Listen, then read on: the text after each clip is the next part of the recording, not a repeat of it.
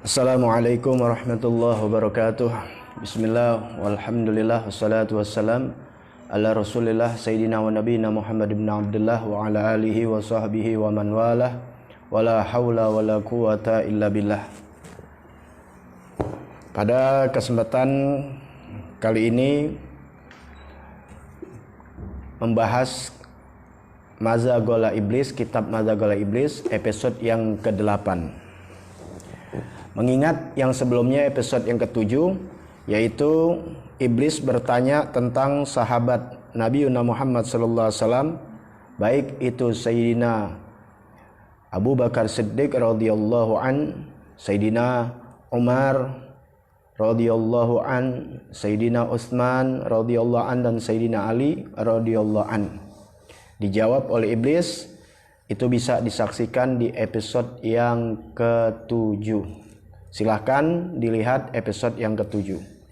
Baik, menyingkat waktu, masuk kepada episode yang ke-8, melanjutkan Mazagola Iblis, apa yang dikatakan Iblis kepada Habibuna Muhammad sallallahu alaihi wasallam. Ketika dikabarkan tentang sahabat-sahabat Nabi, Nabi berkata, qala Rasulullah sallallahu alaihi wasallam, alhamdulillahilladzi as'ada ummati wa ashqaqa ila yaumil qiyamah. Ketika disebutkan sahabat Nabi, terutama yang 4 ini, ya, Iblis begitu takutnya, begitu menghormati sahabat-sahabat Nabi, Nabi memuji Allah. Alhamdulillahilladzi as'ada ummati. Segala puji bagi Allah yang telah membahagiakan umatku. Wa ashqaqa ila yaumil qiyamah, dan Allah Subhanahu wa taala, ya, mensengsarakan kamu sampai hari kiamat. Rasulullah memuji Allah taala, alhamdulillahilladzi as'ada ummati wa ashqaqa ila yaumil qiyamah. Segala puji bagi Allah yang membahagiakan umatku dan mensengsarakan kamu sampai hari kiamat. Dijawab oleh Iblis. Qala lahu, berkata Iblis, qala lahu Iblis al-la'in, qala lahu Iblisul la'in, berkata Iblis laknatullah alaih kepada Habibuna Muhammad sallallahu alaihi wasallam, hayhata wa aina sa'adatu ummatik wa ana hayyun la yamut ila yaumi ma'lum.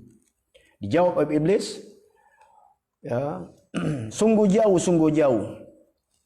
Di mana kebahagiaan umatmu? Sedangkan saya ini hidup tidak mati ila yaumi ma'lum, sampai hari kiamat.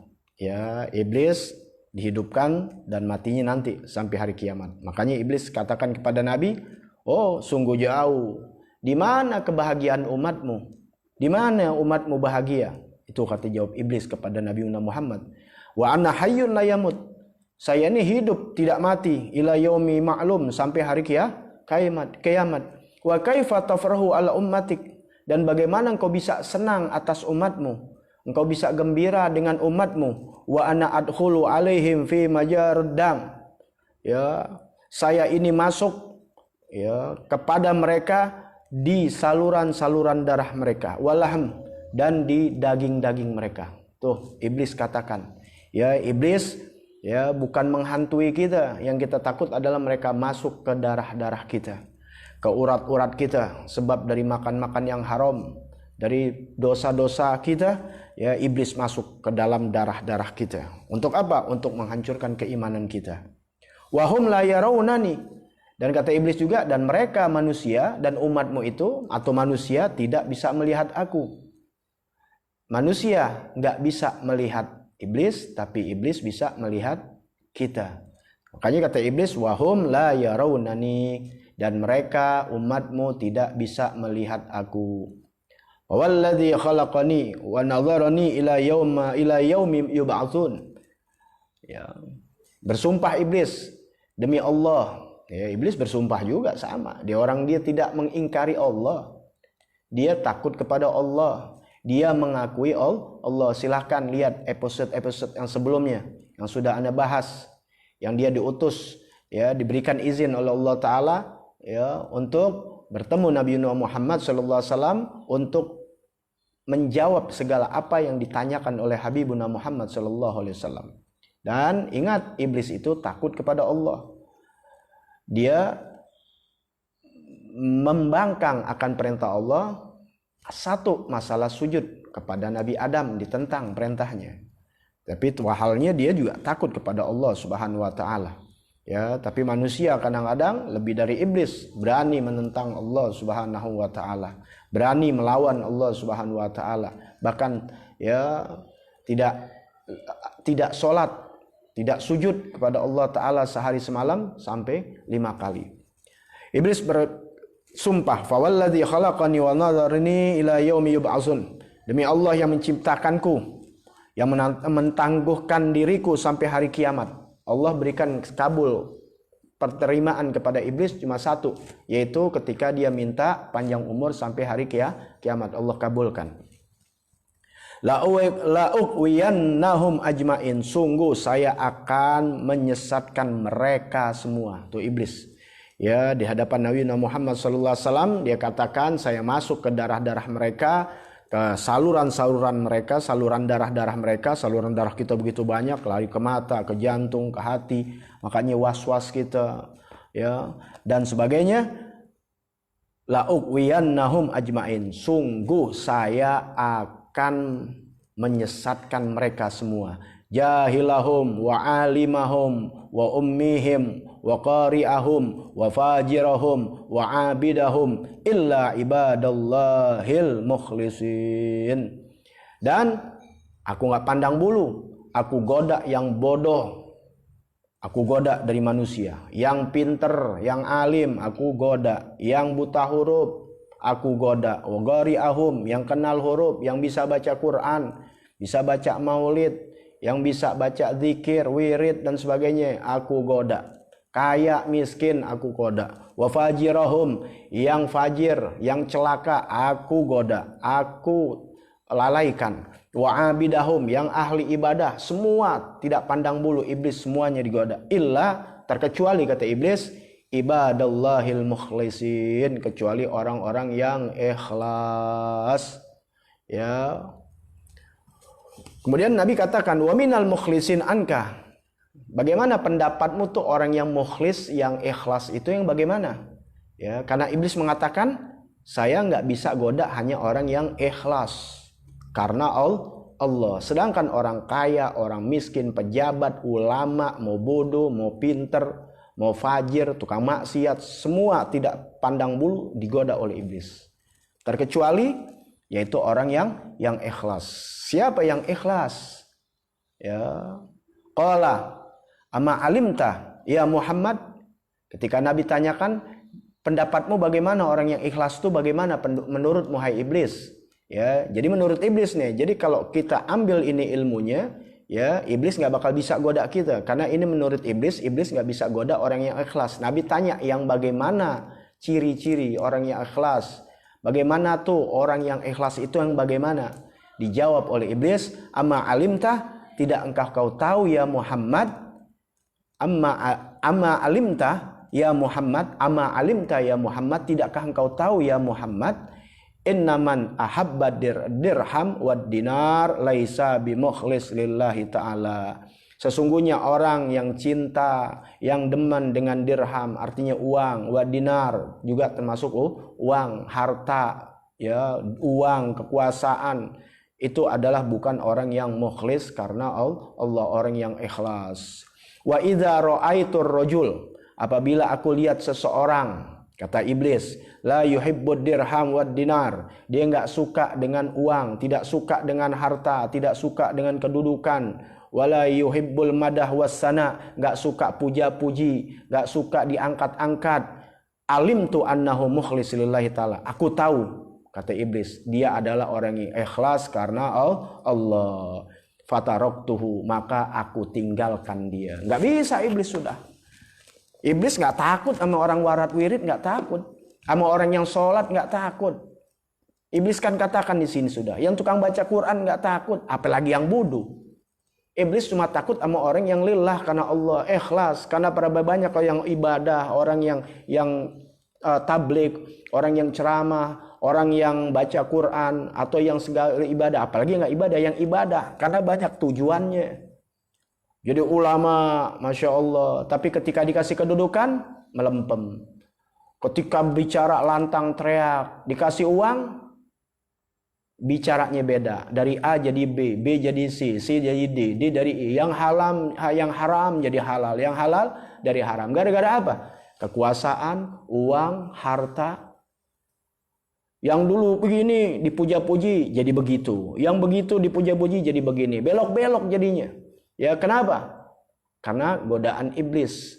Karena mereka tidak ikhlas. Makanya tadi saya sudah katakan, iblis mengatakan, apakah kau tidak tahu ya Muhammad, ama alimta ya Muhammad, inna man ahabba dirham wa dinar laisa bimukhlis lillahi ta'ala. Orang yang cinta kedudukan, yang cinta harta, yang cinta uang, yang cinta fulus, yang cinta dolar, ya bukanlah orang yang ikhlas karena Allah. Wa idza ra'aitu rajul, kata iblis, jika aku telah melihat seseorang la yuhibbu dirham wa dinar, dia tidak suka harta, tidak suka uang, tidak suka kedudukan, wala yuhibbul madah wasana, enggak senang puja-puji, enggak senang diangkat-angkat, alim tu, aku tahu, annahu mukhlis lillahi ta'ala, dia adalah orang yang ikhlas, fataroktuhu, maka aku tinggalkan. Capek udah, aneh enggak bisa goda. Ya, sebab apa? Dia enggak peduli dengan pujian, apalagi hinaan, cacian dan sebagainya. Jalan terus lelah karena Allah.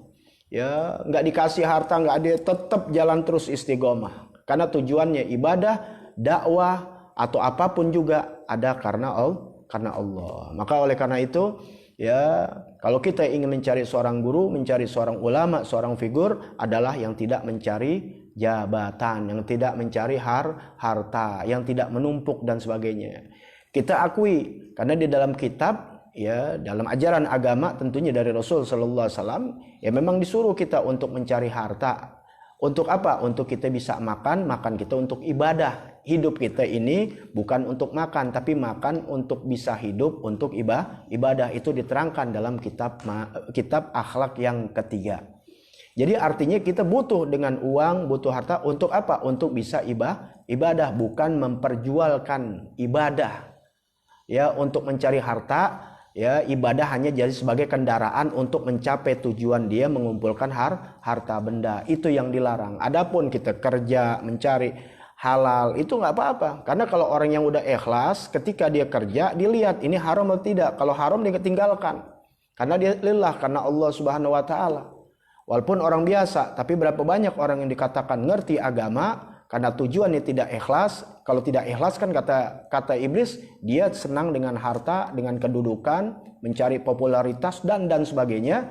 Nah, pasti yang A jadi B, B jadi A, yang halal jadi haram, yang haram jadi halal, yang hak jadi batil, yang batil jadi hak.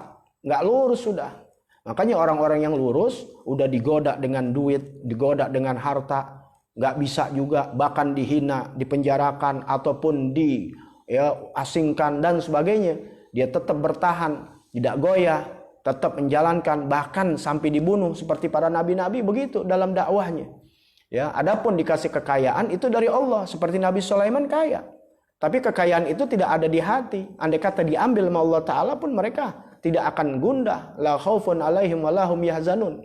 Itu sifat para wali Allah, apalagi para nabi. Ya, tidak jadi goyah. Itu hak Allah. Dikasih kekayaan yang mereka terima. Tapi bukan kekayaan mereka hasil jual beli dari agama.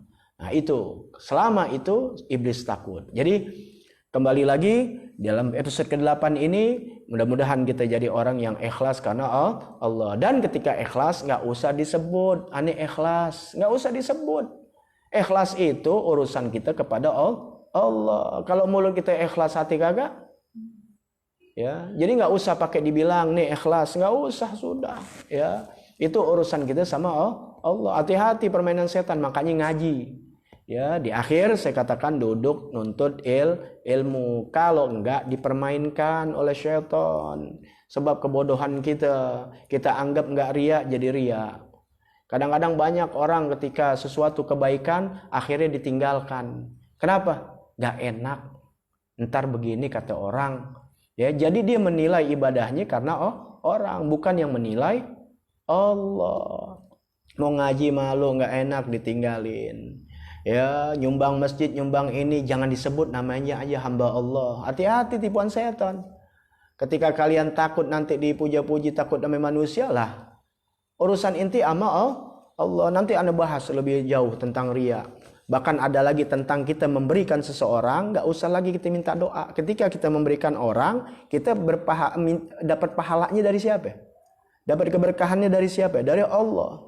Ketika kita memberikan sudah, ntar Allah yang ganjar kita, dapat dunia, dapat akhirat. Tentu orang yang kita berikan juga hatinya pasti mendoakan kita, senang hatinya. Ketika senang aja Allah udah balas. Dalam hadis begitu banyak, ya, ketika kita menyenangkan hati orang dengan senyum aja, dengan perilaku, apalagi dengan harta, girangin hati orang, Allah udah balas. Apalagi orang itu pasti, ya, di hatinya tuh girang, dipasti doain, ya Allah baik, mudah-mudahan nih pasti ada. Nah, untuk itu dalam kitab nanti akan Anda jelaskan lebih luas lagi, makanya duduk nuntut ilmu. Ya, ketika kita kasih orang, doain ya beb, doain ya ustadz, doain ya ini, itu Allah kasih, tapi akhirat enggak, sudah. Kenapa? Udah diminta duluan di alam dunia. Makanya ketika kita memberikan tanpa embel-embel doa pun enggak. Apalagi ketika memberikan, mengungkit kebaikan yang kita berikan, lenyap habis. Hati-hati. Ya, makanya ngaji. Kalau nggak ngaji habis kita, ibadah kita rontok, ditipu daya setan. Karena setan nggak mau kita yang ahli ibadah digoda, apalagi bodoh. Karena setan nggak takut sama ahli ibadah. Sudah nih tadi dijelaskan, nggak takut mau warat wirid kita, mau baca Quran kita, mau apapun juga. Ya, karena setan akan masuk di situ supaya kita nggak ikhlas. Bagaimana ikhlasnya sudah diterangkan. Itu saja. Jangan lupa pantengin terus. Ya, kalau bisa masuk ke YouTube, subrek. Ya, YouTube #Habib Betawi dan majlis ta'lim saya, ya, #MT Raudatul Haddad. Ya, mudah-mudahan ada ilmu yang bermanfaat. Kalau nggak bermanfaat udah di scrub aja, udah nggak usah di subrek. Ya, tapi kalau manfaat subrek dan beritahu kepada teman-teman kita semua, kenalan kita. Ya, kalau satu orang bisa ngajak 10 kan banyak. Ya, untuk apa? Bukan untuk tujuan yang lain. Ya, untuk bisa mengimbangi daripada hal-hal yang tidak faedah di YouTube, di media sosial. Siapa lagi yang berbuat? Kalian. Karena kalian ketika kalian mengetik, ketika kalian tangan kita menyukai sesuatu atau mendukung sesuatu, disubrek sesuatu yang tidak manfaat, apalagi berdosa, kita punya tanggung jawab andil di situ.